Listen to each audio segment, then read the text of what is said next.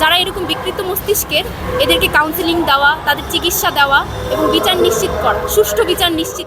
আমাদের দেশে আসলে একের পর এক হত্যা, তারপরে ধর্ষণ হচ্ছে তো হচ্ছে, এর কোনো সমাধান হচ্ছে না।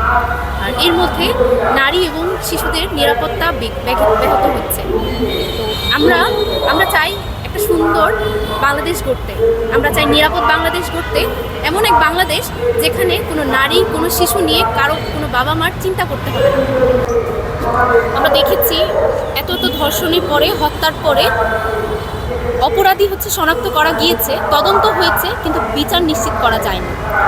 এর একটা বড় কারণ হচ্ছে তাদের বিপুল অর্থ, তারপরে রাজনৈতিক ব্যক্তিত্বের সাথে তাদের ওঠা বসা, রাজনৈতিক ক্ষমতা এবং সম্পদ, তারা এগুলো ব্যবহার করে খুব সহজেই ছুটে আসে। তো আমাদের মনে হয় যে এটার জন্য এরা যারা আসলে হত্যাকারী বা ধর্ষক, এরা বিকৃত মস্তিষ্কের।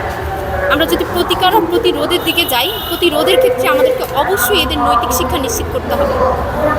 এই যে একজন স্ত্রী স্বামীকে সহযোগিতা করলো, একজন মা তার ছেলেকে বাঁচিয়ে নিয়ে গেল, এটাই আসলে বাহবা দেয়, এটি আসলে এগিয়ে দেয় একজন ধর্ষককে ধর্ষণের দিকে।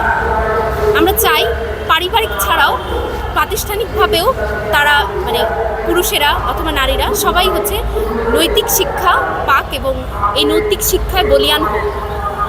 এছাড়াও এদের মনিটরিং করা, যারা এরকম বিকৃত মস্তিষ্কের, এদেরকে কাউন্সেলিং দেওয়া, তাদের চিকিৎসা দেওয়া এবং বিচার নিশ্চিত করা, সুষ্ঠু বিচার নিশ্চিত করা। আমরা জানি 2000 সালে যে নারী ও শিশু অধিকার একটা আইন আছে, এটার 8ম ধারায় আছে যে ধর্ষণ এবং হত্যার বিচার হবে মৃত্যুদণ্ড এবং ধর্ষণের বিচার হবে আজীবন কারাদণ্ড। তা আমরা এটা চাই যে এই বিচারটাই যেন নিশ্চিত হয় এবং জনগণ যেন এটার আপডেট পায়। সরকার আসলে দায়বদ্ধতার জায়গায় চলে আসুক, জবাবদিহিতা নিশ্চিত করতে যেন আমরা পাই।